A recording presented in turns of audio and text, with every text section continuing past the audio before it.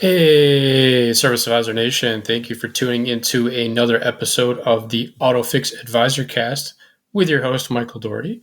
Hopefully, everybody's doing well, everybody's staying healthy, and it's been warm weather here in North Carolina lately, upper 80s, somewhere in there, been hanging around there, but everybody's lawnmowers, man, I tell you, midnight, 6 in the morning. Somebody's always out there cutting their lawn this time of year, so good gravy. In any event, something that I came across that I wanted to talk about today that I thought was important.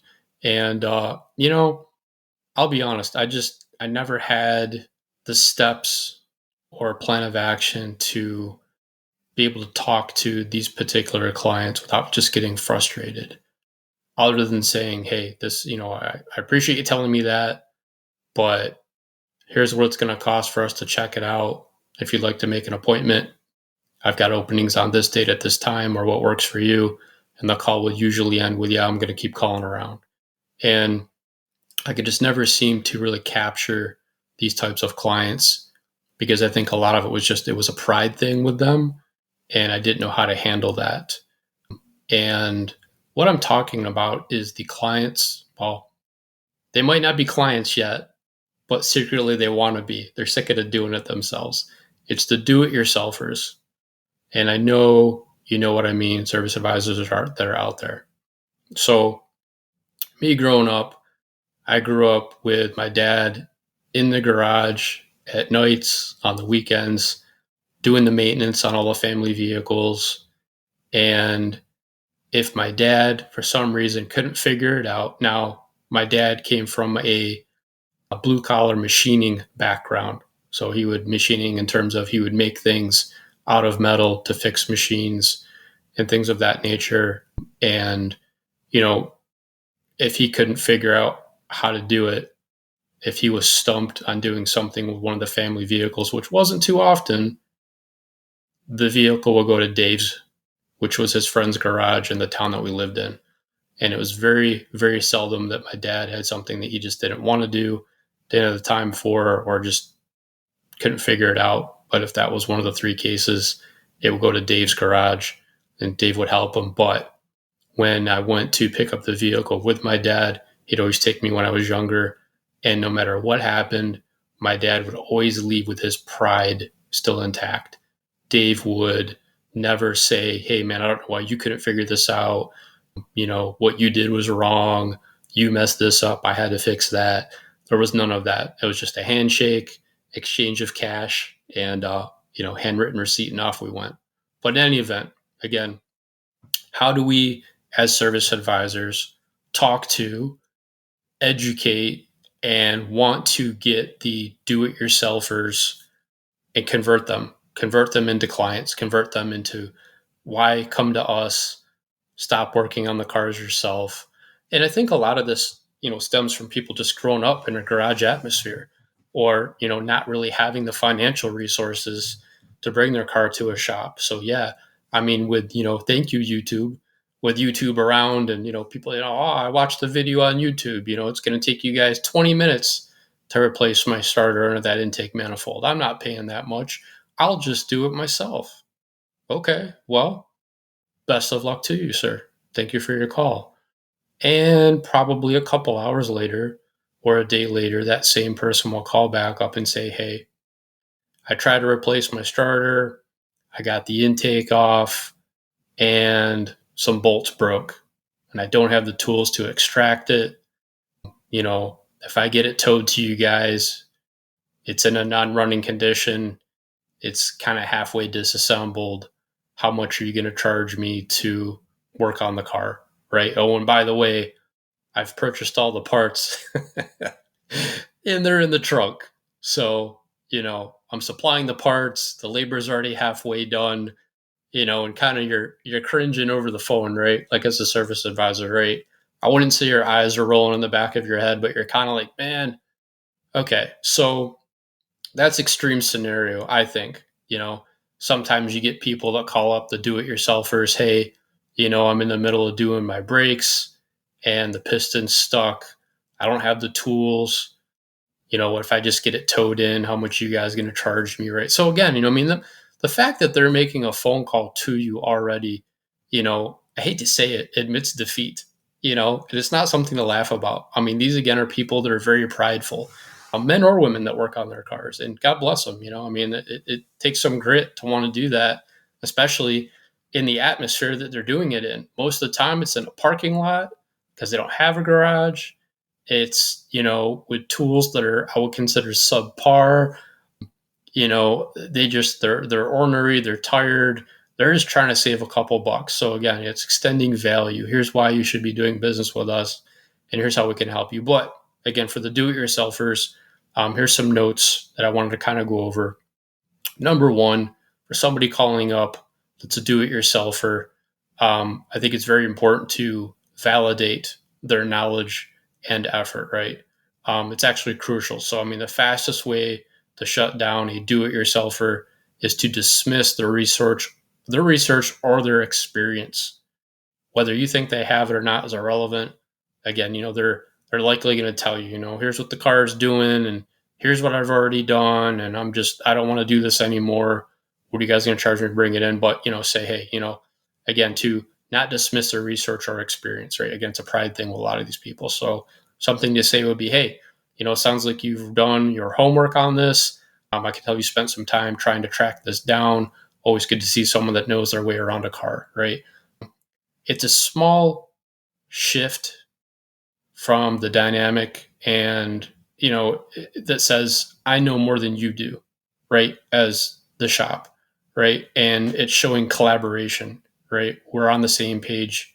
We're on the same team. That's kind of where the mindset shift goes with that.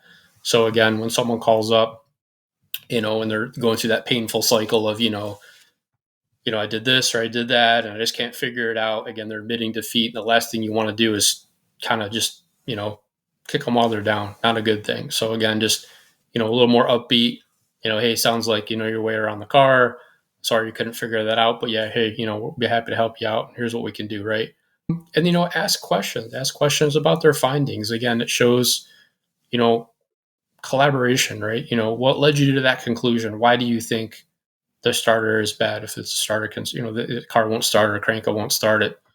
I have power, but it won't start, whatever it is, again, qualifying questions, but, what led you to think about that? Or, did you happen to test anything after, replacing that part, if they replaced a part? And again, finding that knowledge out too, what have you done? And what I found out in the past is the best way to really get all that information, because again, when they're calling you, they're frustrated because they couldn't figure it out, because they couldn't get it done on the cheap like they thought they could, or they don't have the tools. Hey, here's my email. It's michael@da.com. When we get off this phone call, before you have it towed in, please send me an email. Send me an email of your make, model, VIN number, approximate mileage. What have you done to it? What parts have you replaced? Really, what have you done to it? Send pictures too, if you can, right? And again, it's showing that you're speaking their language, right? Showing some empathy to a degree. You're trying to help them out, right? And it may work and it may not. Some people just want a price. I just want a price. How much is it going to cost? I can't give you a price with a car that's in a non-running, non-starting condition that you've got halfway disassembled. And also, I'm not able to install your supplied parts. And here's why, right? Everybody's got their policies on client supplied parts.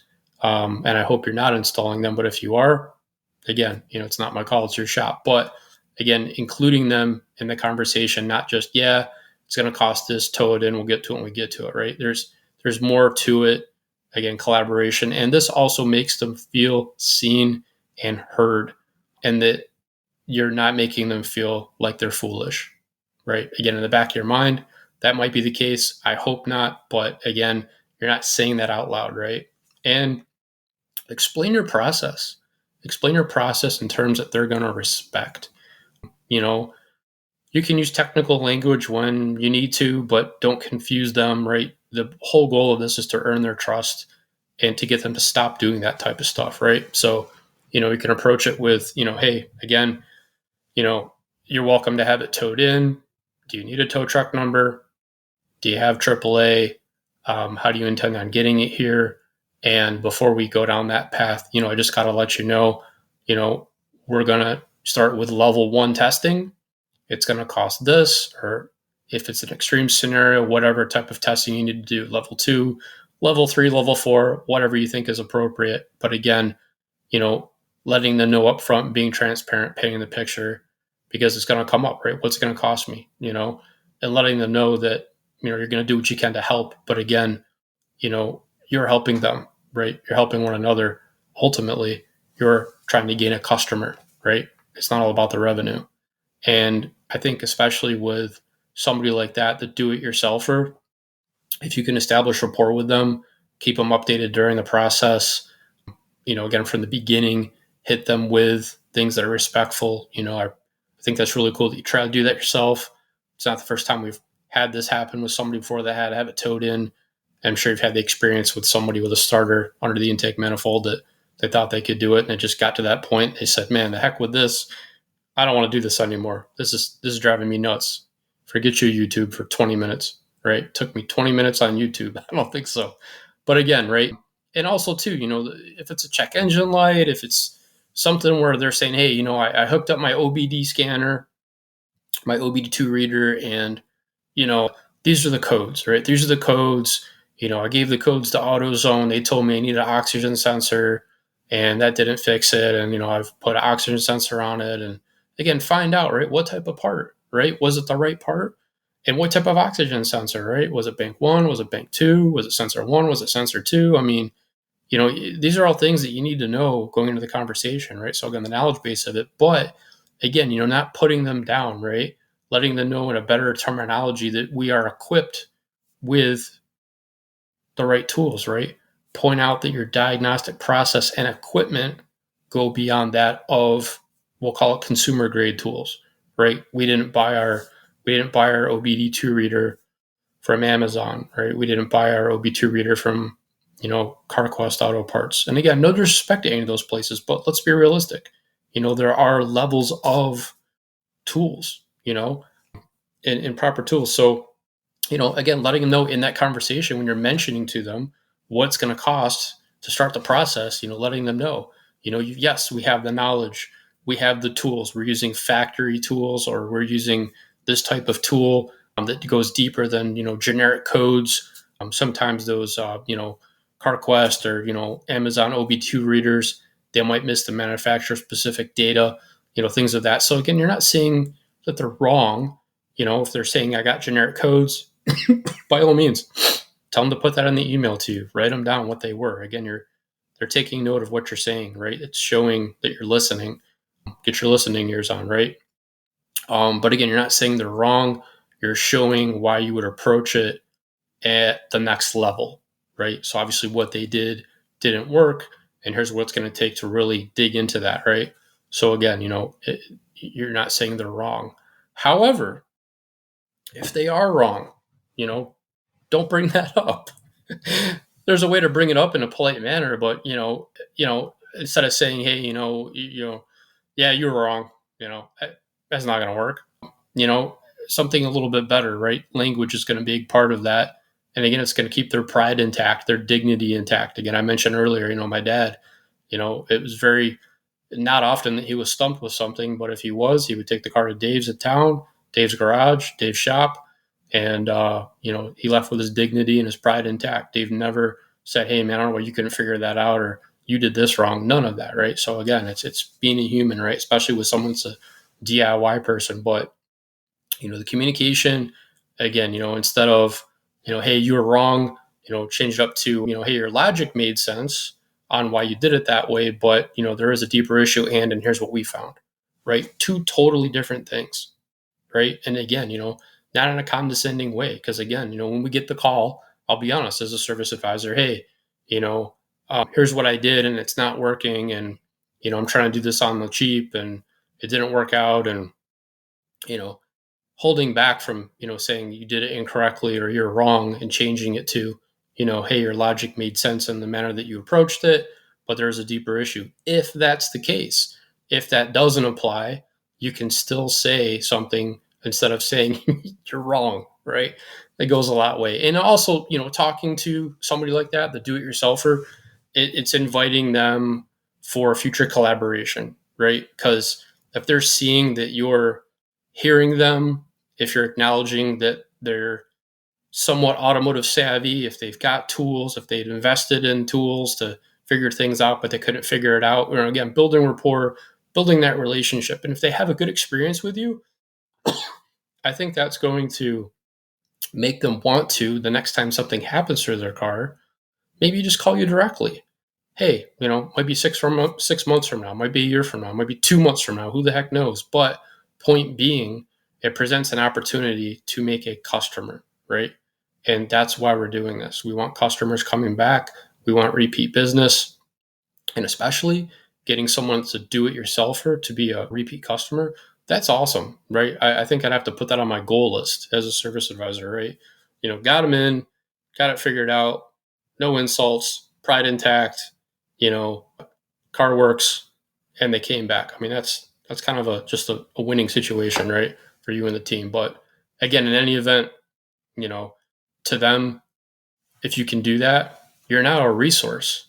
You're a resource, not a rival. And I think that makes a big difference, because a lot of the do-it-yourselfers, I think they've just been burned by shops in the past. And if you can give them a quality experience and not insult them at the same time, they're coming back, right? They're going to feel comfortable to say, hey, honey, or their wife or their girlfriend, or whatever, hey, they're going to tell somebody a story. Trust you and me. They're going to tell somebody the story of how you treated them, and went the extra mile to make them feel, again, with their pride intact when they left, that you didn't make them feel like an idiot because they couldn't figure it out, or what they did wasn't right. Again, just have that experience, and they're going to tell people, and you're going to get referrals from that. I guarantee it. I never had that experience, but I think if I had, that's the way I would do it. But again, just trying to talk about the do-it-yourselfer, and those calls that we get with, hey, I saw this on YouTube, I tried it, it wasn't 20 minutes, my car's in pieces, and again, it's not for everybody. You might get somebody that calls and they've got an engine out of the car. I mean, that's an extreme situation, but again, check engine lights, drivetrain stuff, brakes, suspension, right?